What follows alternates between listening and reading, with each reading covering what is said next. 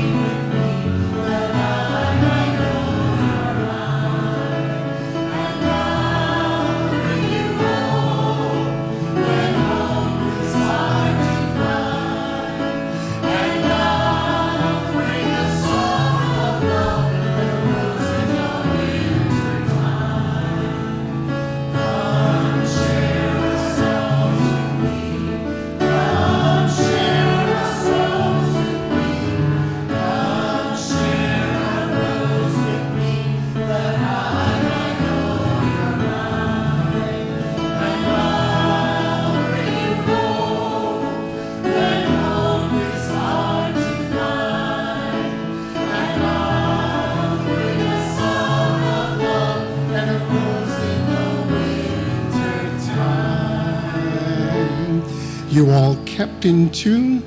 That was beautiful.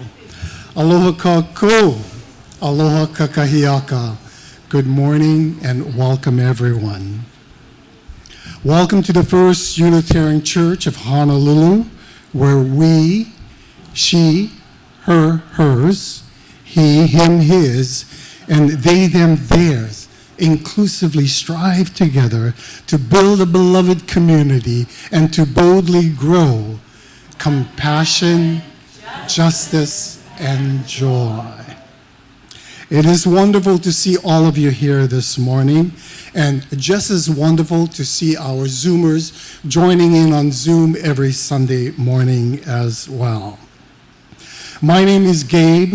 My pronouns are he, him, and they, and I have the honor of serving as your worship associate today, along with our worship leader, Keola Whittaker, who just arrived home from a trip to Taiwan, weathered the typhoon. Boy, he's got some stories to share. We are looking forward to your message, Keola, and no place like home. Welcome back. At this time, I'd like to extend a special greeting to visitors and newcomers out there in this building and on Zoom. Thank you, and thank you for choosing to worship with us this morning. I invite those here in the sanctuary after the service to please join us in the gallery for light refreshments so that we can talk story and get to know you better. And get to hear stories from Keola's trip as well. So whoever you are, wherever you are from, you are welcome. Come, let us worship together. Our chalice lighting. If I can have Keola light the chalice. We light this chalice to remind ourselves that a single flame is enough to see us by, enough to gather around, enough to warm our hearts. May this light be a symbol of sufficiency. Relight this flame and let it be what it is, small, steady, and sufficient, just like us. And please join us in the mission song at this time. Please stand.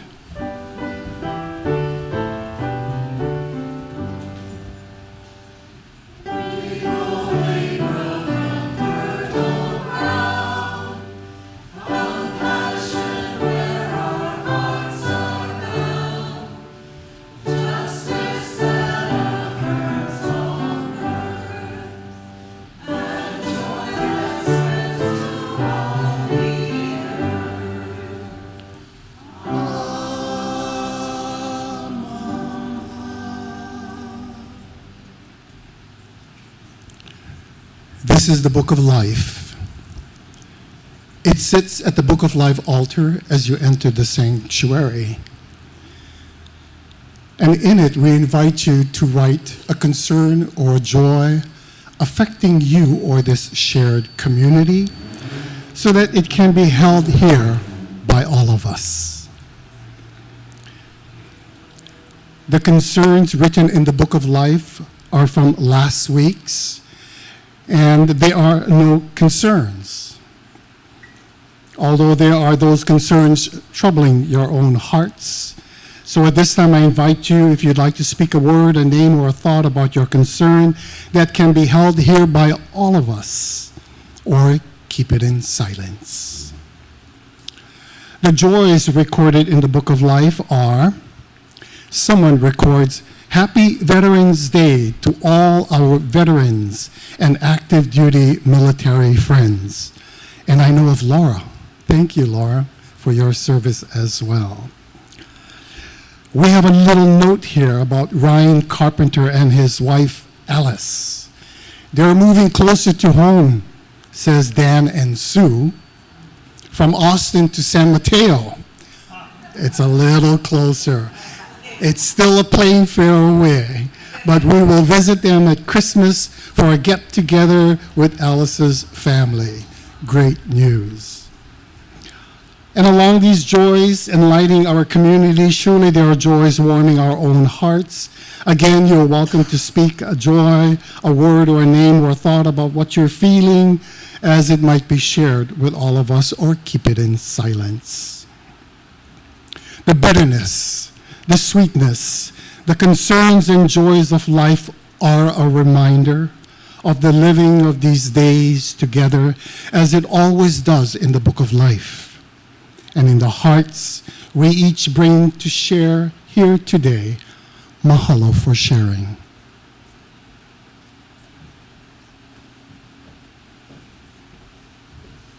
Good morning. It's good to be with you again. My name is Keola, Whittaker, pronouns.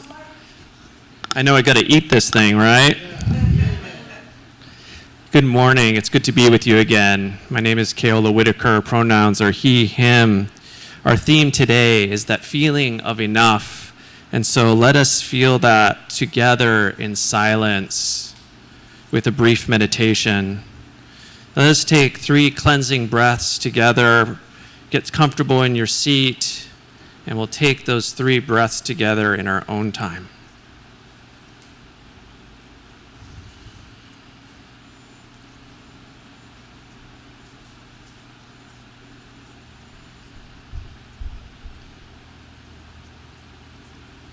And now let us sit together in silence for 1 minute as we contemplate that feeling of enough.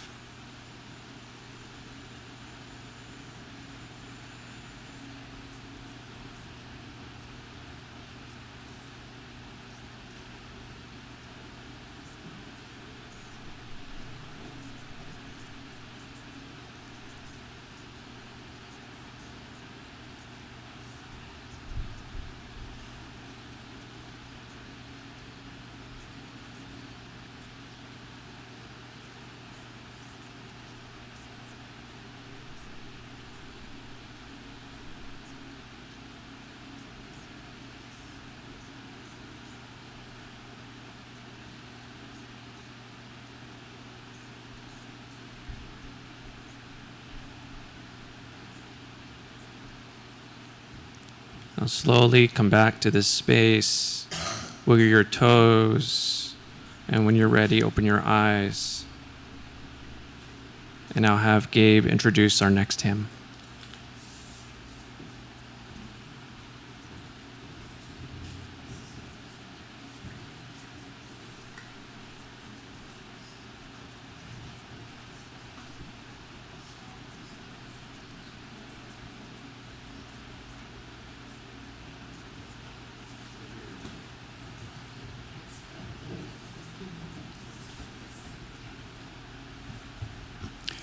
It is wonderful that our monthly non-pledge offering here at the First Unitarian Church of Honolulu is giving to a group in the community whose mission is in concert with our own.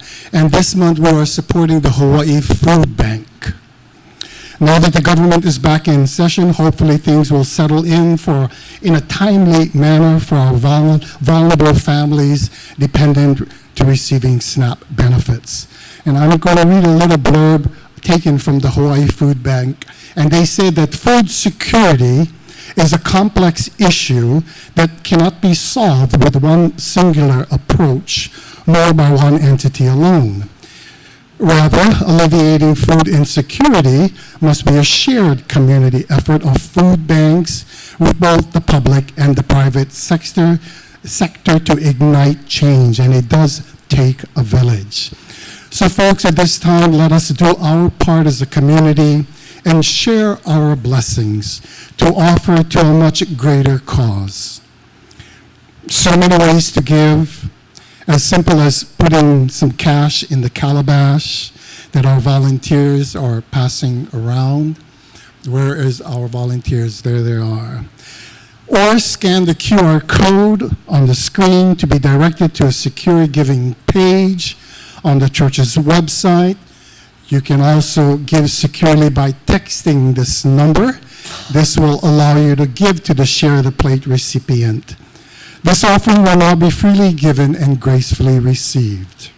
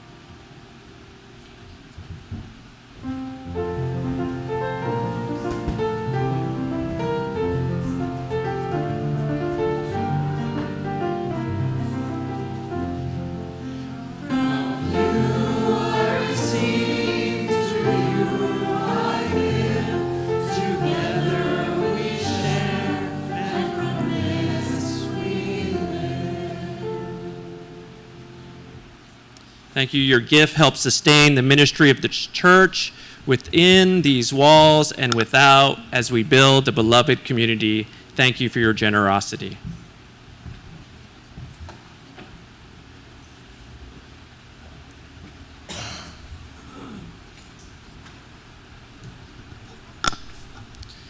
There's a hunger that no amount of food can fill. You know the one? It whispers to you after every achievement, every purchase, every milestone. More. Not yet. Keep going. It sits with you at the Thanksgiving table, surrounded by abundance, and still asks, is this all there is? We've mistaken having everything for having enough. We've confused feeding the appetite with satisfying our soul. And I want to tell you a story today about the time that I almost died, learning the difference.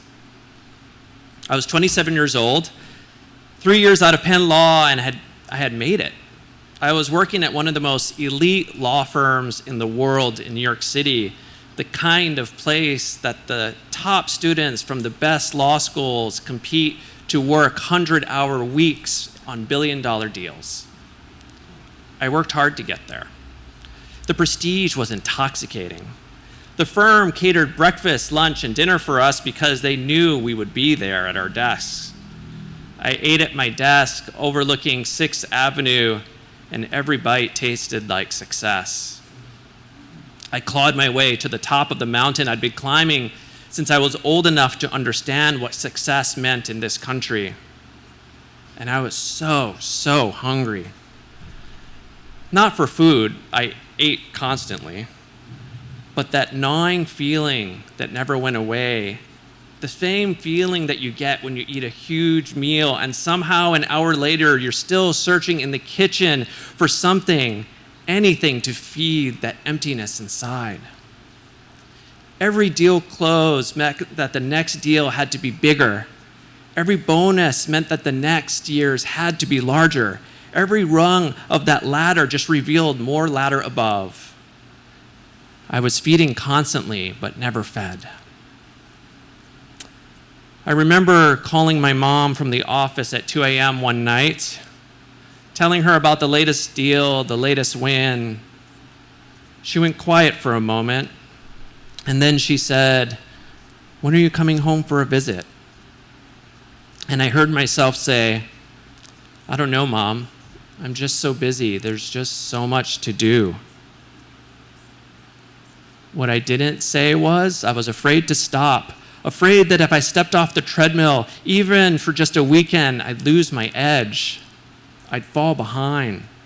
I'd discover that I wasn't really satisfied at all, just distracted. What I couldn't hear, the ache in her voice. What I couldn't feel, my own heart walled off behind billable hours beating for no one. Then one morning, I woke up with a fever. It didn't break. Not that day. Not the next day. Not the next week. Not for 2 months. I couldn't get off the couch. My body, which I had trained to run on caffeine and adrenaline and sure will, simply stopped. It betrayed me, or maybe it was trying to save me. They tested me for everything during those months. Mono, HIV, cancer, lupus. The list kept growing. Nothing came back positive, but nothing came back that would make me feel better either. I lay in examination rooms while doctors frowned at charts, and I saw my life reduced to a mystery they couldn't solve. I lay on that couch in my Manhattan apartment, burning up, and for the first time since I was a teenager, I had absolutely nothing to do. No deal to close, no client to impress, no ladder to climb. For a brief time, I was hospitalized. My first visitor in the hospital was a messenger from the firm. He came to deliver the charger to my BlackBerry so I could keep up with emails while I was on a morphine drip. Yeah. My colleagues sent emails, "Hope you feel better soon. We need you back." But I wasn't coming back. Not soon, anyway. Maybe not ever. Just me and the fever. And the terrifying thought that kept circling like a vulture, maybe this was it. Maybe I was dying. Maybe all those billable hours and all that prestige and all that money couldn't buy me one more sunrise. And here's what happened in that silence, in that stillness I spent my whole adult life running from. Everything I'd been hungry for my whole life tasted like ash in my mouth.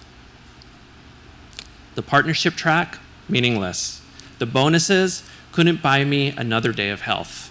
The prestige, nobody puts top associate on a tombstone and expects it to matter. Lying there, unable to move, barely able to think through the fog of fever, I realized I'd been filling myself with things that could never satisfy. I'd been so busy feeding my resume that I'd starved everything else. I had starved the person that I was supposed to become. What I wanted, what I ached for in those fevered hours, ached with a longing so deep it felt like grief, wasn't another deal. It was my mom's hand on my forehead, cool and steady, the way it was when I was small and the world still felt safe. It was my best friend's voice on the phone telling me stupid jokes just to make me laugh, just to remind me that I was still alive. It was the memory of sitting at Ala Moana Beach Park as a kid, doing absolutely nothing and feeling completely whole. I remember the weight of the warm sand under my body, the sound of waves that didn't expect anything from me, the way time moved differently in those moments, not in billable hours, but in breaths, in sunsets, in that rhythm of tides that had been keeping time long before I was born and would keep going long after. I remembered what it felt like to be held by something bigger than my ambition. I wanted love. I wanted community. I wanted to feel the ground under my feet instead of keep climbing. I wanted enough. They finally diagnosed me.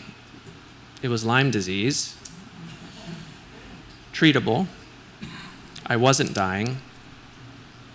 But something inside me had died on that couch, and I'm grateful for it. The part that believed more was always better.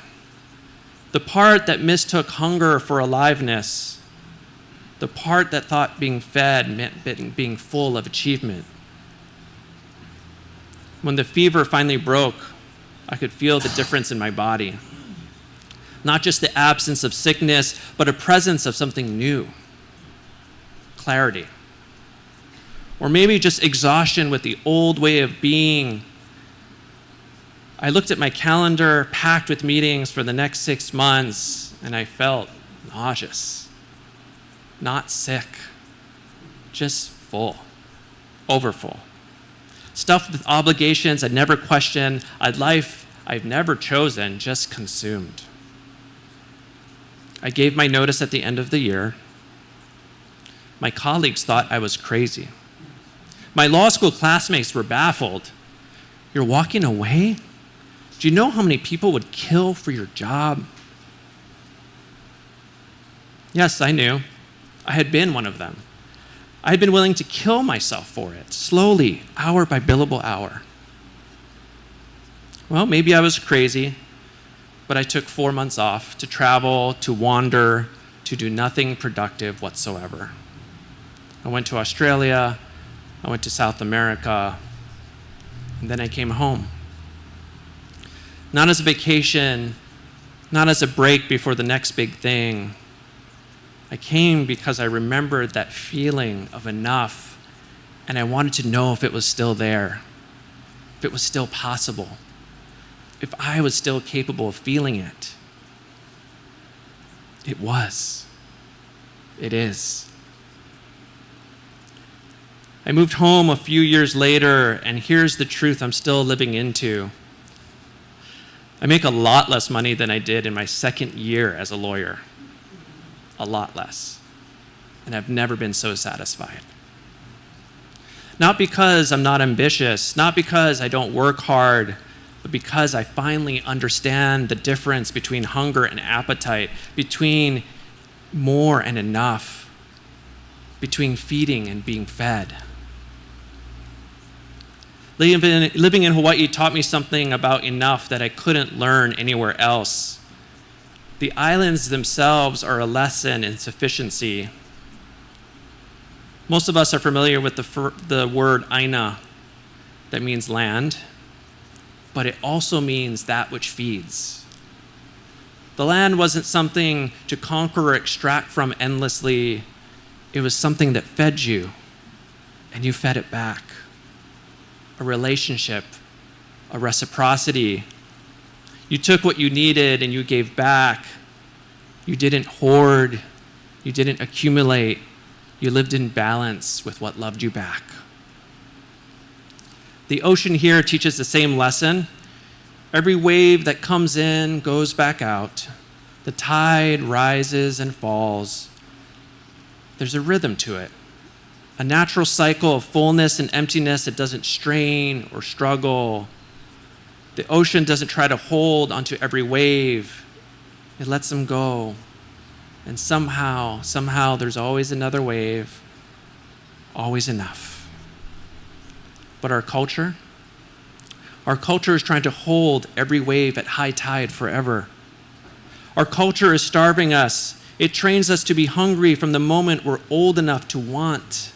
Hungry for the better car, the bigger house, the next promotion, the perfect body, the impressive life, the viral post, the full inbox that proves we are important. It puts us on a treadmill and calls it a ladder. It serves us a feast of achievements and accolades and acquisitions, and somehow we're still starving. Productivity culture is a famine disguised as abundance. It tells us we're never doing enough, never achieving enough, never being enough.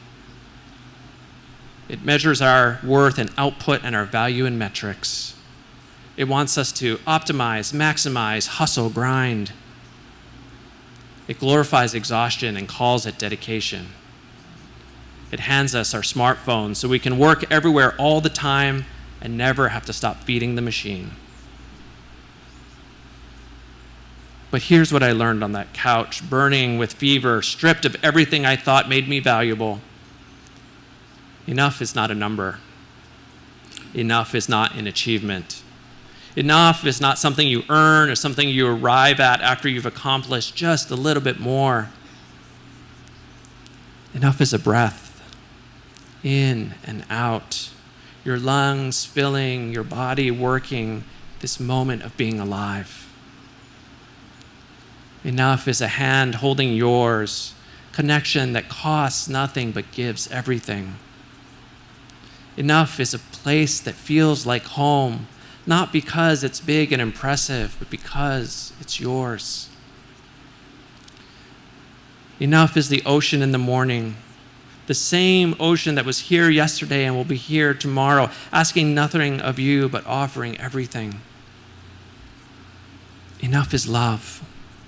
Not the performative kind we post online, but the quiet kind that shows up when you're sick, that sits with you in the dark, that holds your hand and doesn't let go. This Thanksgiving, we'll see the same images we always do. Tables growing with food, families performing gratitude like it's a script, social media filled with carefully curated thankfulness, the perfectly roasted turkey, the picture-perfect family, the aesthetic tablescape. And underneath it all is that cultural message we've internalized so deeply we don't even hear it anymore. Be grateful, sure, but don't get too comfortable. There's always more to want, always more to achieve, always more. I want to offer you a different kind of thanksgiving. Not the performative kind where we list our blessings like achievements, not the kind where we prove to everyone how much we have, but the embodied kind. The kind where you actually stop and feel what it's like to have enough. What does enough feel like in your body? For me, it feels like the moment after you've been holding your breath and you finally let it out. That release, that softness, that sense of arriving somewhere you didn't know you were trying to reach. It feels like sitting down after a long day of walking. It feels like that first sip of water when you're truly thirsty, not when you have to hydrate, but when your body is actually asking for it. It feels like coming home after being away for a long time, dropping your bags at the door, and feeling the walls welcome you back. It feels like lying in the sand and letting the weight of your body settle into the earth. It feels like floating in the ocean and trusting the water to hold you without any effort on your part. Like watching a sunset and not trying to capture it, just letting it wash over you, letting it change you. It feels like love. The kind that doesn't demand anything, doesn't require you to be more or do more or achieve more. The kind that says that you, as you are right now, are enough. That's what I want you to take with you this week. Not a to-do list or a gratitude journal or a prompt or other things to achieve. Just this, the felt sense of enough. The way your body relaxes when you stop pushing. The way your breath deepens when you stop running. The way your heart opens when you stop performing and start living. Sit with it. Not because you've earned it, not because you've achieved enough to deserve it, but because you're here. You're breathing, and you're alive, and that's enough. It's always been enough. The Thanksgiving table is a metaphor for everything, isn't it? We pile it high. We make sure there's more than anyone could possibly eat, especially here in Hawaii. We cook for days and create abundance, and I think that's beautiful. There's a generosity in that. There's a love in that. But here's what I'm learning. The best Thanksgiving meals I've ever had weren't the ones with the most food. They're the ones where I actually tasted what I was eating, where I looked up from my plate and I saw the faces of people I loved, really saw them, not as obligations or audiences, but as miracles, because they are. Where there was enough food, enough time, enough presence, enough love, and I knew it. I felt it in my chest, and I didn't need more. The feast is already on the table. Stop starving yourself. Eat. Be satisfied. Be filled. Let yourself finally have enough. Because you are enough. You have always been enough. And the love that surrounds you, the community that holds you, the life that you're living right now, imperfect, ordinary, beautiful. It is enough.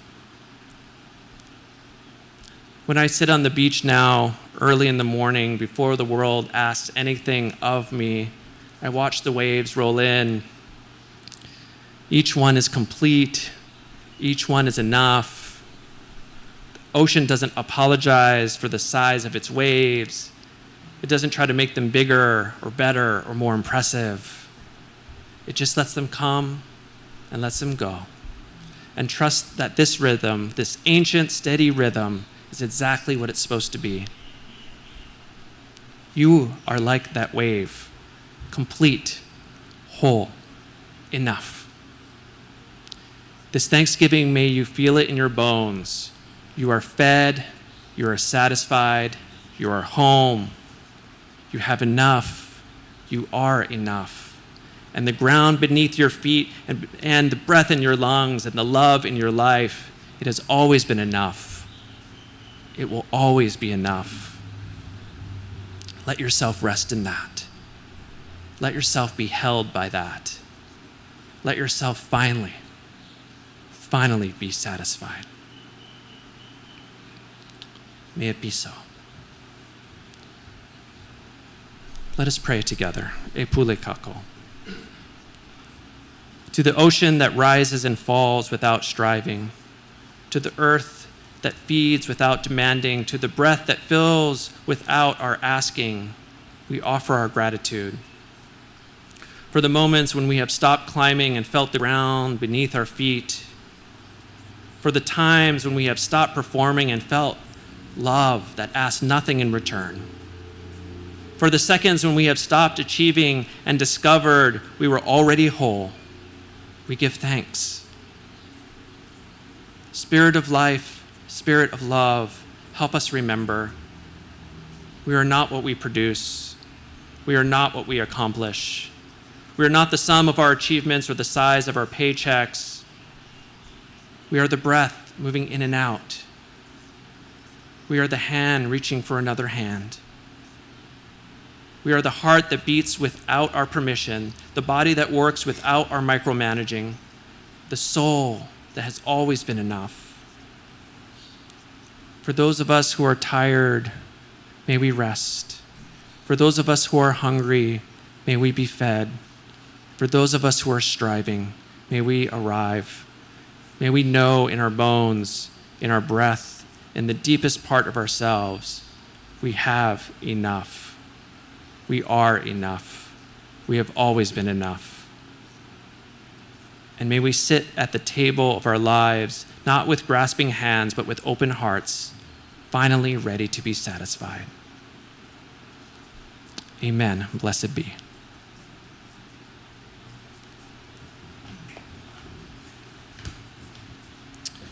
Okay, we are moving into our final hymn this morning. It is a famous Christian hymn called "It Is Well With My Soul." It is my favorite Christian hymn. I have worked with a music director to rewrite verses 2 and 3 to make it more welcoming to a Unitarian Universalist audience. This is only the second time it has ever been performed in this way. So you are a debut of sorts. So let us rise in body or spirit, for it is well with my soul.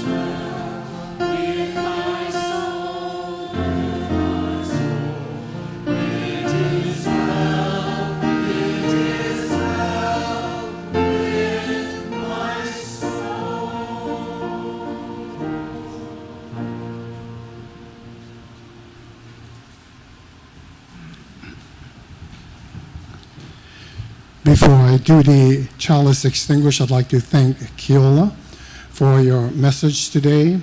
It'll prepare us for the holiday seasons upon us. Thank you very much.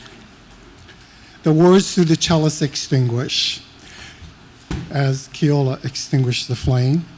We extinguish this flame, but we do not lose it.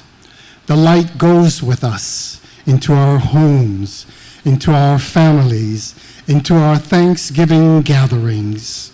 We carry with us this week the felt sense of enough, the breath that fills without straining, the love that holds without demanding, the life that is already whole. Go now, not to achieve more, but to receive what has already been given.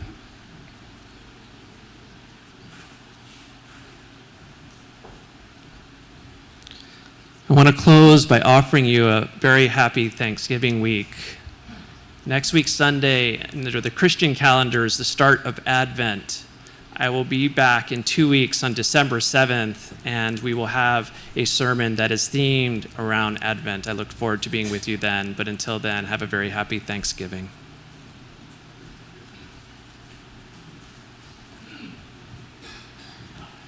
Before we sing our song of peace, Hawaii Aloha, I have a few announcements to share. A very important announcement that comes from our UU regional team.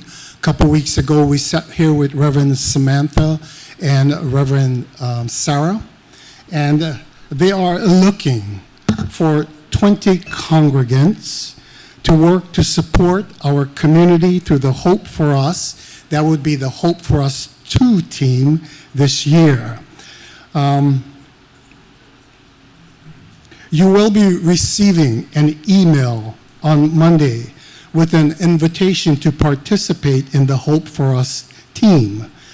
We would appreciate folks replying with your thoughts, regardless of whether you want to nominate yourself or anyone else. This email will include a short survey to learn your thoughts on this effort and how you might want to be engaged. Please, folks, respond to that email. Very important as we move forward with our Hope for Us efforts. Also, on Tuesday, the Nu'uanu Valley Interfaith Thanksgiving service that Marie have been working very hard on. It's an excellent service. It's Tuesday night at 7 p.m. There is instructions to how to get to the parking and how to get to the church. It's posted on the bulletin board. Take a little click with your camera so you won't get lost. And at this service, a lot of churches come together in the interfaith service to worship Thanksgiving. Crystal will be representing as our reader, and our choir will be participating and sharing in songs as well, with direction with Thomas. And Thomas was designated the choir director for that event. So congratulations, Thomas. Please come and support all of us. And now the song of peace. Before you reach out to the hands to the side of you, as we sing our song of peace, Hawaii Aloha.